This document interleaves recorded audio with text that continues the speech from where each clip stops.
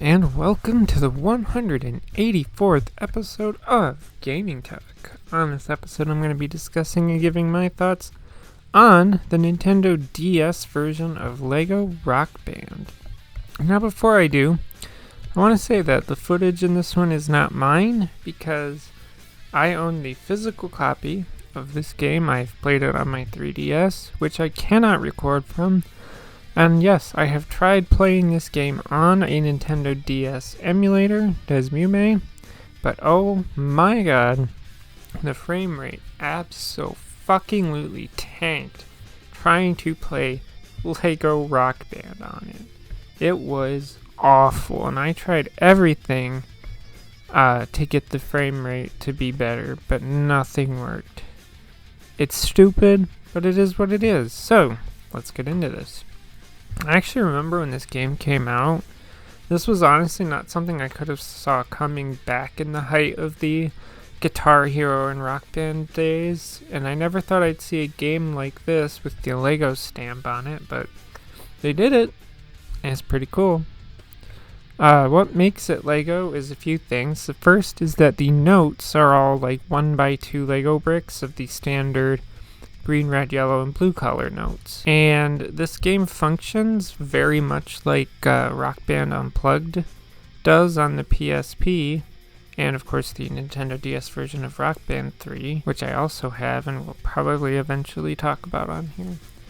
There's only 4 notes on the highways, and you hit the notes by using the left and up buttons on the D-pad, as well as the A and the X buttons. That might not have been in order, but that's how you do it. Plus, like those games, you play each instrument during a song, guitar, bass, drums, and vocals, and you do so by switching between tracks during a song. For example, you'll play a small section of the bass part of the song, and you'll hit a purple note, you play the purple note, then you switch to the drum part and keep playing, and you do that through the whole song.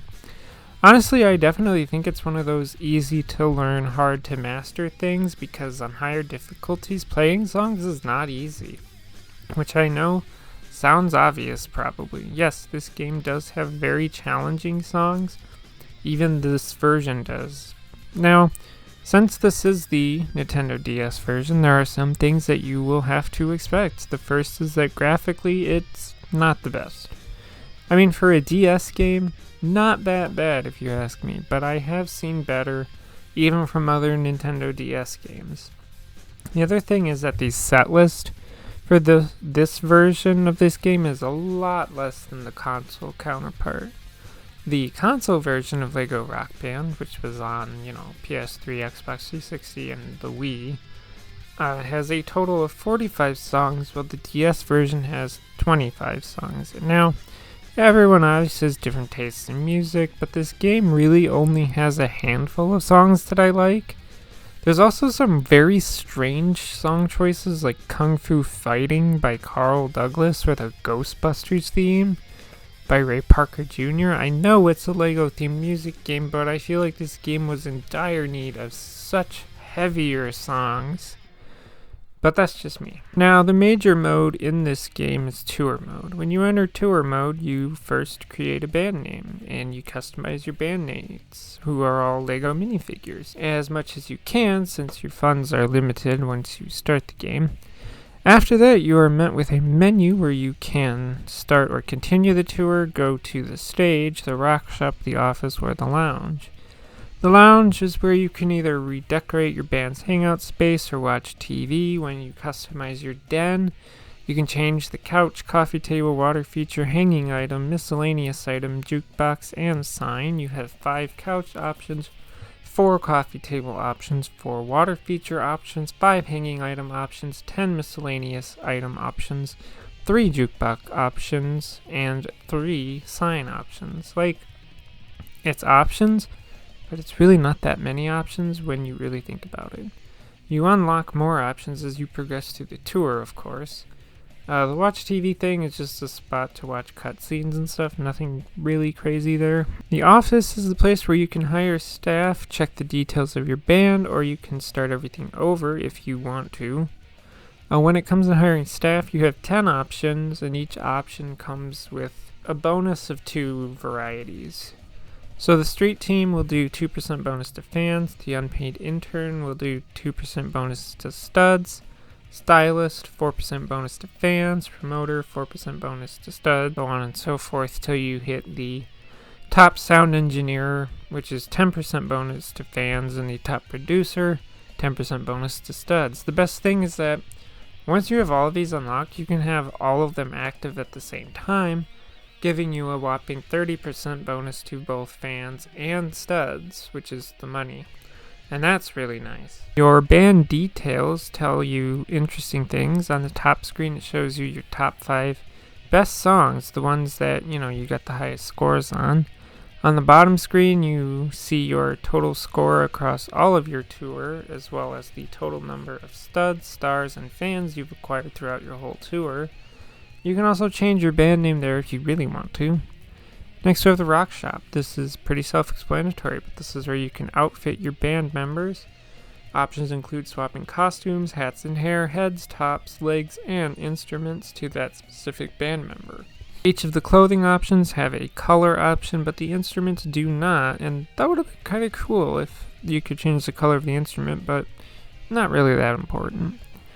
After that is the stage. The stage has 2 purposes. The first is to practice. When you go into practice mode, you can pick any song you want, any difficulty you want to play, but you can play it basically without the possibility of failing the song, hence why it is called practice mode.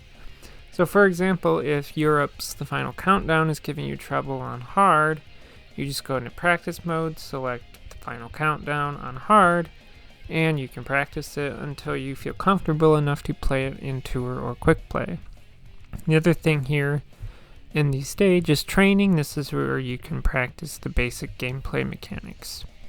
Lastly, the place you're going to spend the most time is tour mode. When you go into tour mode, you'll go to the garage where you select a vehicle. When you first start this game, you'll use some of your starting studs to buy, build, and unlock the first vehicle, the camper van. You do this for each subsequent vehicle as well. You need a certain amount of studs to buy, build, and unlock each vehicle, as this is how you get around the tour. Each vehicle will have 2 or 3 tour spots, with the exception of the very last vehicle, the alien ship, which has 5 tour stops. Some tour stops have this thing called a Rock Power Challenge. In these, rather than having individual highways for the bass drums, vocals, and guitars, you have a single highway that will randomly switch between said instrument. It's actually a pretty nice change up in the gameplay of the game. Outside of that, the only other real major mode is quick play, where you just pick a song or a selection of songs, a difficulty, and play away. There is a multiplayer mode, but I'm not sure if it works anymore, and I haven't really tried, so no idea.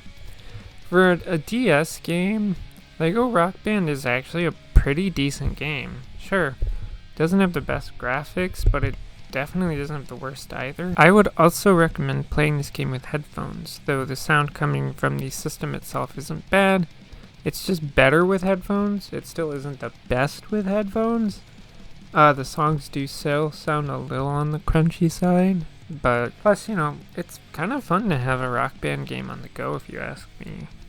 The Nintendo DS version of LEGO Rock Band is a good and enjoyable game that I would definitely recommend playing, especially since it works on a 3DS.